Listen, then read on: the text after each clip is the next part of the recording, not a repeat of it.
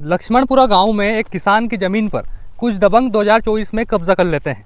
उसके बाद निरंतर किसान लड़ाई लड़ता है, पटवारी के पास जाता है, एसडीएम के पास जाता है, कलेक्टर के पास जाता है, एसपी के पास जाता है।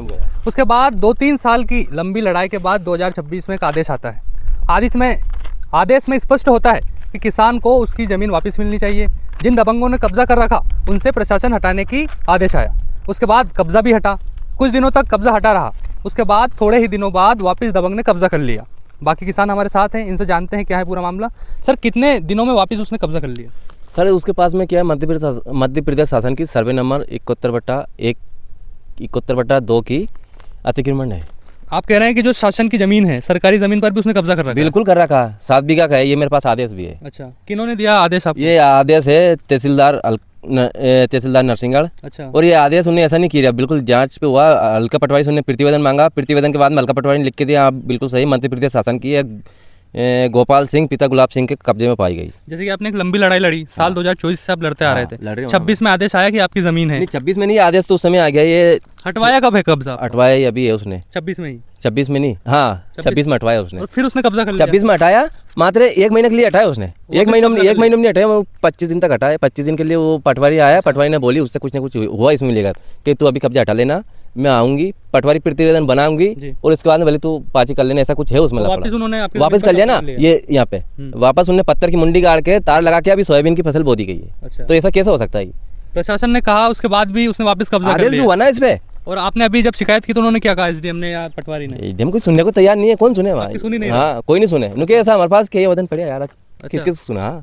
और आपने कहा होगा कितनी लंबी लड़ाई में लड़ रहा है, उसके बाद भी अभी कोई सुनवाई नहीं है। एक बार अपर कलेक्टर, दो तीन बार अपर कलेक्टर साहब को जरूर दिया, उन्होंने सिविल जेल की कार्रवाई की लिखी, जब जाके इस पे क्या है कि डबल से एक्शन लिया, तभी ये अतिक्रमण हटा था इसका। अच्छा, जब उन्होंने कहा कि इनको जेल भेज दिया, सिविल जेल की कार्रवाई हुई ना। हाँ। वो सही थी, इसलिए उन्होंने सिविल जेल की कार्रवाई करी, जब जाके अतिक्रमण हटा है। अच्छा। और अतिक्रमण इस टाइप से हटा कि उसने पटवारी की मिली भगत से हुआ ये लफड़ा। ये जो अतिक्रमण हटा है तो उसमें इतनी देर के लिए हटा कि मैं आऊँगी, पटवारी रिपोर्ट बना लूँगी, हाँ इसका कोई अतिक्रमण नहीं है। अच्छा। हाँ, उसका पटवारी प्रतिवेदन बनाने के बाद में उसने फिर से अतिक्रमण कर लिया और फिर अब सोयाबीन वापस बो दी। अच्छा, कितनी ज़मीन आपकी है? मेरे पास तो साहब पट्टी की है। हाँ। 5.5 बीघा। नहीं, जैसे अतिक्रमण में कितनी है? जैसे कि उसने जो 7 बीघा।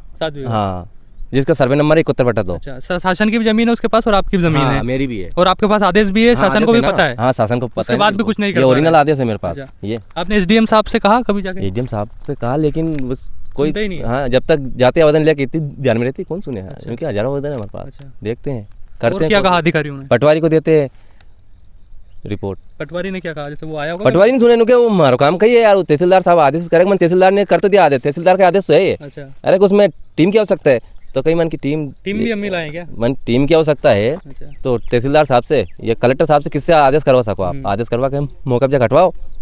तो आप देख सकते हैं काफ़ी स्थिति गंभीर भी है। अच्छा। मतलब स्थिति गंभीर है यहाँ। बिल्कुल। हाँ। आप देख सकते हैं काफ़ी पेचीदा मामला है। एक किसान है जो कि साल 2024 से लड़ाई लड़ता है, 26 में आदेश आता है, कुछ दिनों के लिए दबंग अपना कब्जा हटा भी देता है, उसके बाद वापस से कब्जा कर लेता है। यानी प्रशासन को सुध तक नहीं है कि किसी किसान जो इतनी लंबी लड़ाई लड़ रहा है उसके साथ क्या हो रहा है। और ये कोई यहाँ की स्थिति नहीं है, ये संपूर्ण जिले की स्थिति है। आज अगर आप राजगढ़ कलेक्ट्रेट में जाएंगे, जन सुनवाई में जाएंगे, थाने में जाएंगे, तो वहाँ आपको 80 से 90% केस जमीन अधिग्रहण के मिलेंगे, जमीन से जुड़े मामले मिलेंगे। यानी कि राजगढ़ में राजस्व विभाग का काम शून्य है। राजस्व विभाग अपना काम सही से नहीं कर पा रहा है। एसडीएम, पटवारी, ये सब केवल नाम के हैं। किसानों के साथ अन्याय हो रहा है। आप कहीं भी जाके देख सकते हैं, हर एक गाँव की, हर एक जिले की, हर एक तहसील की ये कहानी है। इस मामले में पहले भी नायब तहसीलदार के न्यायालय से आदेश पारित किए गए थे और रास्ते को खाली करने के लिए आदेश दिए गए थे। जब उस पक्षकार ने नहीं माना तो मेरे कोर्ट में उसको सिविल जेल भेजने का प्रस्ताव भेजा गया था। हमारी MPLRC में ये प्रावधान है कि कोई अगर तहसीलदार के सक्षम आदेश को नहीं मानता है तो उसको सिविल कोर्ट की कार्रवाई का सामना करना पड़ता है, सिविल जेल की कार्रवाई का। तो वो हमने नोटिस दिया था और फिर टीम भेजी थी, तो वो रास्ता खोल दिया गया। अभी आपके माध्यम से पता चला है कि फिर से बोवनी के इस सीज़न में वो रास्ता बंद हो गया है, दोनों पक्षों के बीच में विवाद है। तो मैं आपके माध्यम से उनको ये जानकारी देना चाहता हूँ कि कोई भी ऐसा काम ना करें जिससे जन शांति भंग हो या आपस में आपका विवाद हो। आपकी जो भी समस्या है वो मेरे पास लिखित में आवेदन दे दें, हम उसकी जांच करा करके और उसका त्वरित निराकरण करेंगे। आपस में कोई भी ऐसी कोई बात ना हो जिससे आपके बीच में कोई झगड़ा फसाद की स्थिति बने। राजस्व प्रशासन पूरी तरह आपके साथ है। एक बार आप हमें आवेदन दीजिए, हम उसमें त्वरित कार्रवाई करेंगे। मैं नितेश, राजगढ़ मध्य प्रदेश की तमाम छोटी और बड़ी खबरों के लिए फॉलो कीजिए पहरी को।